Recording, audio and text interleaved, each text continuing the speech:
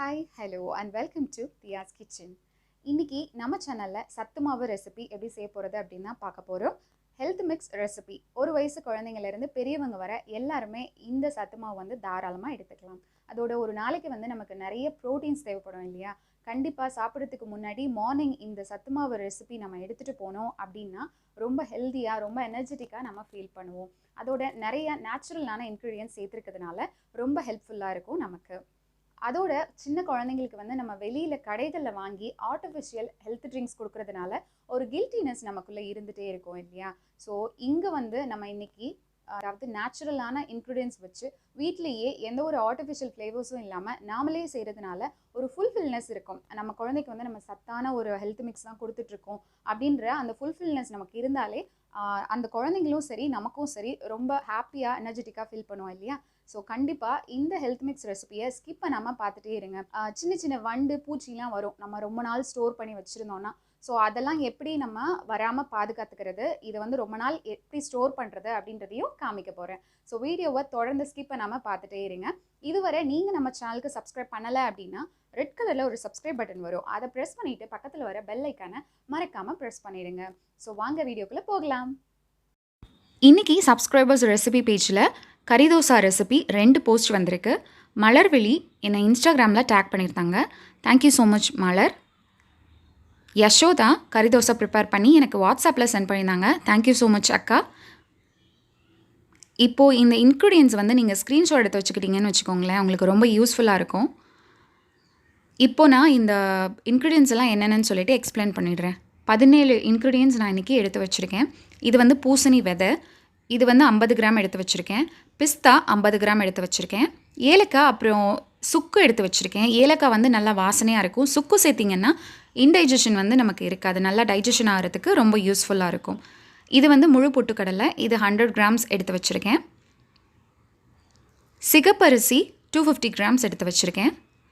முழு கோதுமை இதுவும் 250 கிராம்ஸ். நீங்கள் முழுசாக எடுத்துக்கிட்டிங்கன்னா நல்லது, உடைச்சது வேண்டாம். இது திணை அரிசி 250 கிராம்ஸ். குதிரைவாலி அரிசி 250 கிராம்ஸ். இது ராகி, இதுவும் 250 கிராம்ஸ். வரகு அதுவும் 250 கிராம்ஸ். கம்பு இதுவும் 250 கிராம்ஸ் எடுத்து வச்சுருக்கேன். தென் வெள்ளை சோளம், இது வந்து நீங்கள் 250 கிராம்ஸ் எடுத்துக்கோங்க. இது ரொம்ப ஹெல்தி. நீங்கள் இதுக்கு பதிலாக அந்த எல்லோ கலரில் இருக்கும்ல சோளம், அது கூட நீங்கள் எடுத்துக்கலாம். இது வந்து கருப்பு கொண்டக்கடலை, அதுவும் 250 கிராம்ஸ். நிலக்கடலை அதுவும் 250 கிராம்ஸ்.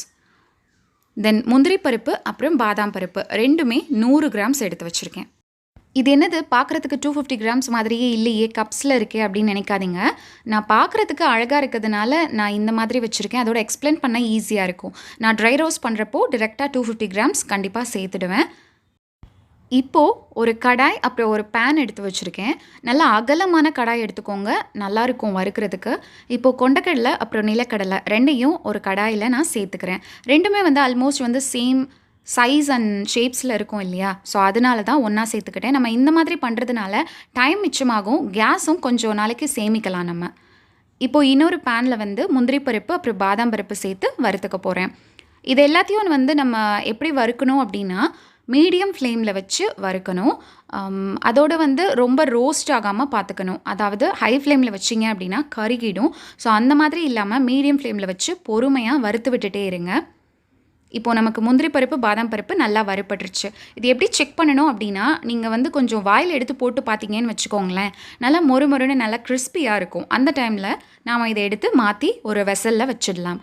நல்லா அகலமான பாத்திரத்தில் எடுத்து மாற்றி வச்சுடுங்க. கொஞ்சம் நேரம் அதை ஆறட்டும். இப்போது திணை அரிசி, குதிரைவாலி அப்புறம் ராகி அப்புறம் வரகு இது எல்லாத்தையும் சேர்த்து வறுத்து எடுத்துக்க போகிறேன். இது நாலுமே பார்த்தீங்க அப்படின்னா ஒரே சைஸில் இருக்கும், சின்ன சின்னதாக நல்லா குருணையாக இருக்கும். ஸோ ஒரே சைஸில் இருக்கிறதுனால ஈஸியாக வறுபட்டுரும். அதனால ஒன்றா சேர்த்துட்டு நல்லா வறுத்து விட்டுக்கலாம். இப்போ நம்ம வறுத்துட்டு இருந்த நிலக்கடலை அப்புறம் கொண்டக்கடலை ரெண்டுமே நல்லா வறுபட்டுருச்சு. நிலக்கடலை வந்து நல்லா வறுபட்டுருச்சு அப்படின்னா டப்பு டப்புன்னு ஒரு சவுண்டு கேட்கும். அந்த நேரத்தில் நம்ம எடுத்து மாற்றி வச்சிடலாம். ஆல்ரெடி முந்திரி பருப்பு பாதாம் பருப்பு போட்டு வச்சுருந்தேன், அதே பேசினுக்கு மாற்றிட்டேன். இப்போது அந்த கடாயில் வந்து கம்பு அப்புறம் வெள்ளை சோளம் இது ரெண்டையும் சேர்த்துக்க போகிறேன். இது ரெண்டுமே பார்த்தீங்க அப்படின்னா ஒரே சைஸில் இருக்கும். மிளகு விட கொஞ்சம் கம்மி சின்ன சைஸில் இருக்கும். இது ரெண்டையும் நல்லா வறுத்துக்கலாம். இது எப்படி வெந்துருச்சுன்னு கண்டுபிடிக்கிறது அப்படின்னா, இந்த சோளம் இருக்குல்ல, அது வந்து நல்லா பாப்கார்ன் மாதிரி பட்டு பட்டுன்னு அப்படியே பவுன்ஸ் ஆகி வெளியில் வரும்.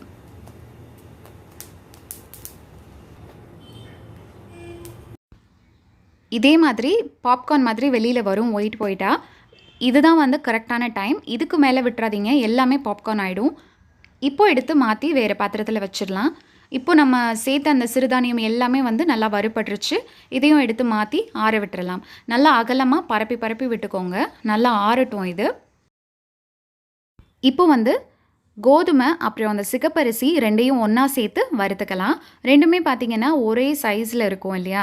ஸோ ரெண்டையும் சேர்த்து ஒன்றா வறுத்துக்கலாம். இது எல்லாமே வந்து நல்லா வறுப்பட்டதுக்கப்புறம் நல்ல வாசனை வரும். அதிலேருந்தே நம்ம தெரிஞ்சுக்கலாம் நல்லா வறுத்தாச்சு அப்படின்னு சொல்லிட்டு. இதுக்கு டைம் எவ்வளோ நேரம் வறுக்கணும் அப்படின்லாம் கிடையாது.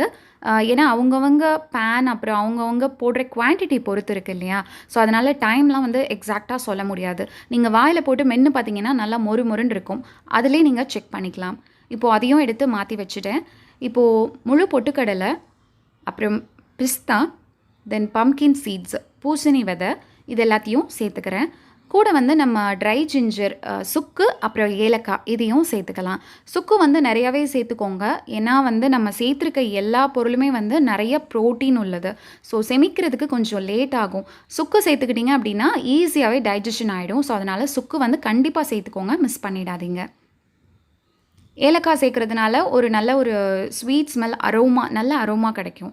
ஸோ அதனால தான் ஏலக்காய் சேர்க்குறோம். இப்போது இது எல்லாத்தையுமே நம்ம வறுத்தாச்சு. நான் ஒரு பெரிய பிளேட்டில் அப்புறம் ஒரு பெரிய பேசினில் வச்சுருக்கேன். இது கொஞ்சம் நேரம் ஆறட்டும். சூடாக எடுத்து கண்டெய்னரில் போட்டு ரைஸ் மில்க்கு கொண்டு போயிடாதீங்க. ஏன்னா சூடாக போட்டிங்க அப்படின்னா அது நல்லா இருக்காது. இப்போது ரைஸ் மில்க் எடுத்துகிட்டு போய் அரைச்சி மாவாக எடுத்துகிட்டு வந்தாச்சு. நம்மளோட ஹெல்த் மிக்ஸ் ரெடி.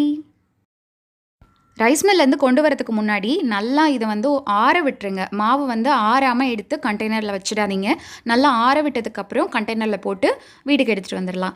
இப்போது இதை வந்து நம்ம ஒரு ஏர்டைட் கண்டெய்னரில் போட்டு டெய்லி யூசேஜுக்காக எடுத்து வைக்க போகிறோம். ஒரு 15 to 20 டேஸ்க்கு வர மாதிரி உள்ள மாவு மட்டும் எடுத்து வச்சுட்டு தனியாக இதுக்குன்னு ஒரு ஸ்பூன் போட்டு நல்லா டைட்டாக மூடி நம்ம க்ராசரி கண்டெய்னர்ஸ் இருக்கும் இல்லையா, அங்கே நீங்கள் வச்சுக்கலாம். அதாவது 15 to 20 டேஸ்க்கு ஒன்ஸ் வந்து நம்ம இதை ஃபில் பண்ணிக்கலாம். மீதம் இருக்கிறத வந்து ஒரு நல்ல கவர் இல்லை ஜிப் பவுச் இதில் வந்து நம்ம சேர்த்துக்கலாம். கேரி பேக் வந்து ரெக்கமெண்டபிள் கிடையாது தான், இருந்தாலும் அதில் தான் நான் வச்சுருக்கேன். நல்லா க்ளீனான புது பை எடுத்து அதில் வச்சுக்கோங்க. உள்ளுக்குள்ளே வந்து காற்றே இருக்கக்கூடாது. அந்தளவுக்கு காற்றெல்லாம் வெளியில் எடுத்துகிட்டு நல்லா டைட்டாக சுருட்டிட்டு நல்லா ஒரு கயிறு இல்லை நூல் வச்சு நல்லா டைட்டாக டை பண்ணிக்கோங்க. உள்ளே வந்து காற்று இருந்துச்சு அப்படின்னா நமக்கு மாவு வந்து சீக்கிரமே கெட்டு போய்டுறதுக்கு வாய்ப்பு இருக்குது. ஸோ அதனால் காற்று உள்ளே போகாத அளவுக்கு நல்லா டைட்டாக கட்டிக்கோங்க. இன்னொரு கவரில் இதை எடுத்து வச்சுட்டு இதையும் நல்லா டைட்டாக மூடிட்டு ஃப்ரிட்ஜில் வந்து நார்மல் ரேக்கில் வந்து நீங்கள் ஸ்டோர் பண்ணி வச்சுக்கலாம். 10 மாதம் வரையும் நீங்கள் இதை ஸ்டோர் பண்ணி வச்சுக்கலாம். ஃப்ரீசரில் வச்சுடாதீங்க, நார்மல் ரேக்கில் வச்சுடுங்க, டிஸ்டர்ப் பண்ணாத அளவுக்கு. நம்ம டெய்லி யூசேஜுக்கு வச்சுருக்கோம் இல்லையா, அது தீர தீர இதிலேருந்து எடுத்து ஃபில் பண்ணி ஸ்டோர் பண்ணி வச்சுக்கலாம். இப்போது ஹெல்த் ட்ரிங்க் எப்படி ப்ரிப்பேர் பண்ணுறது அப்படின்னு காமிக்கிறேன். ஒரு சாஸ் பேனில் வந்து 2 ஸ்பூன் அளவுக்கு நம்ம ஹெல்த் மிக்ஸ் போட்டுட்டு நாட்டு சர்க்கரை இல்லை ப்ரௌன் சுகர் இல்லை ஒயிட் சுகர் எது வேணாலும் சேர்த்துக்கோங்க. 1/2 டம்ளர் அளவுக்கு தண்ணி சேர்த்துக்கோங்க. நல்லா கலந்து விட்டுருங்க, கட்டியே இல்லாத அளவுக்கு கலந்து விட்டுருங்க. இதை இப்போ வந்து நல்லா பாயில் பண்ண போகிறோம்.